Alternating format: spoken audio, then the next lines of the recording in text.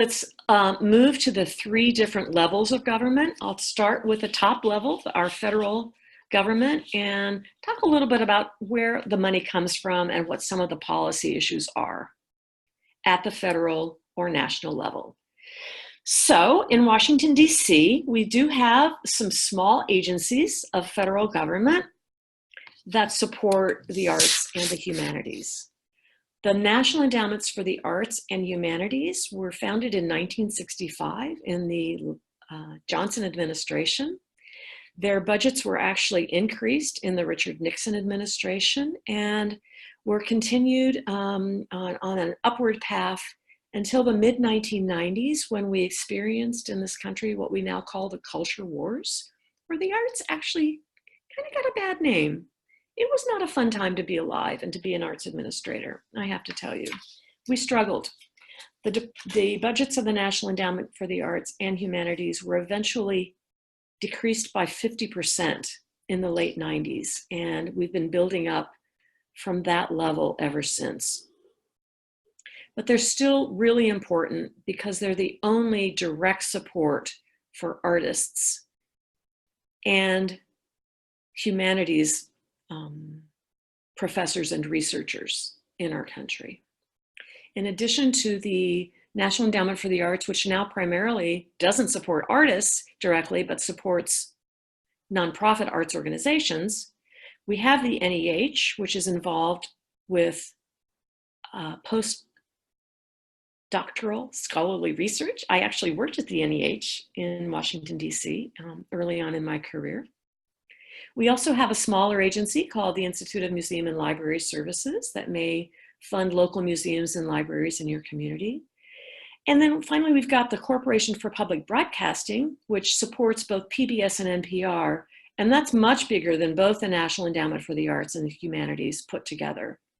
I do some lobbying regularly for PBS and NPR through an organization in DC called America's Public Television Association.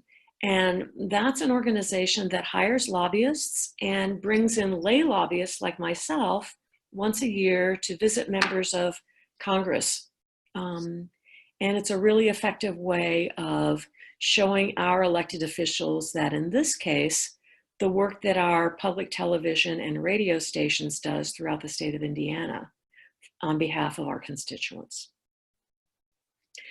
So in addition to those direct cultural agencies, we also have a number of other departments of federal government that support the arts both directly and indirectly. The Department of Education has programs that support K-12 arts education.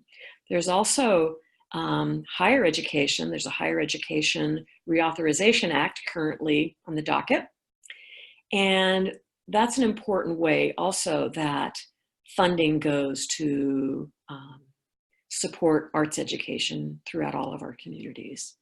The Department of Defense, believe it or not, it's not just funding the Army and the Navy and the other military agencies, but it also has some programs that support arts therapy and music therapy that have been proven success stories in helping our wounded warriors. So the Department of Defense works closely with the National Endowment for the Arts, of all things, a large agency, Department of Defense, with a tiny little agency, the NEA, to help wounded soldiers who really benefit from art and music therapy when they come back from combat. The Department of State is another example of a big agency that has a little bit of funding to support cultural exchanges that help provide focus for arts diplomacy throughout the world. Little quiz here, because I'm an historian. What federal agency first funded artists and the arts in the United States of America?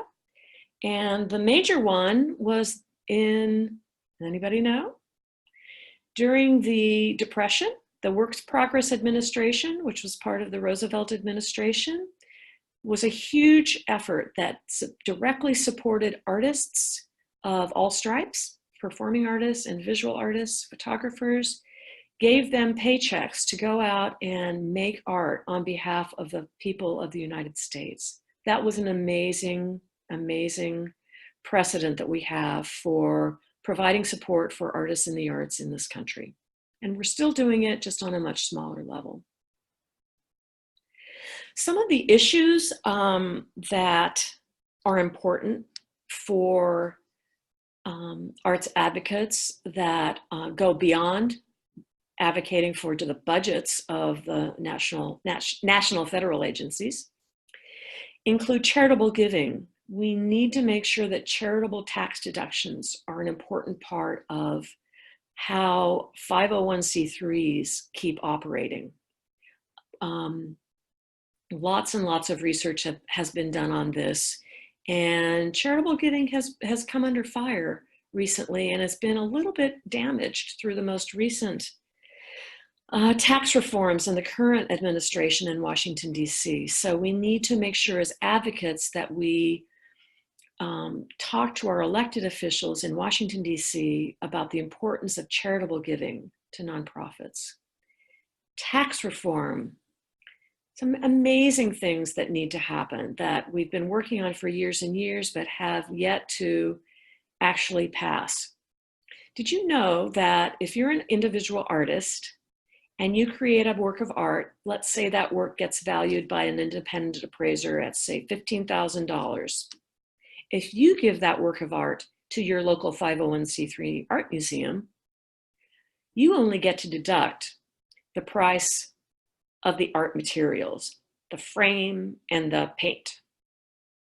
Whereas if you're an individual and you own a work by a living artist that's been valued at $15,000, you get to make the total tax deduction when you give that work of art to your local 501c3 art museum. So that's actually a civil rights issue that even Congressman John Lewis, the longtime African-American civil rights leader from the state of Georgia, from Atlanta, who's a member of the Congress, has taken on because he sees it as a civil rights issue, that artists are not treated fairly. That's something that we continue to advocate for in Washington, D.C. year in and year out. Visas for visiting artists entering the U.S. This has been a huge issue for 501c3 not-for-profit presenting organizations ever since 9/11. In 2001, the Lotus organization here in Bloomington is an example of a world music not-for-profit that has issues year in and year out about how they're not being sure that visiting artists from certain parts of the world are going to be allowed to enter the US because restrictions have been put on their visas, their work visas. So we also, when we go to Washington, D.C. and talk to our members of Congress and our US senators, we talk about that issue. Lots of education policies, including higher ed, many other things. If you get involved, and I hope that you do, and I'll give you ways in a minute on how to be involved, I hope that you'll join us in Washington, D.C. so that you can help lend your voice to the discussion.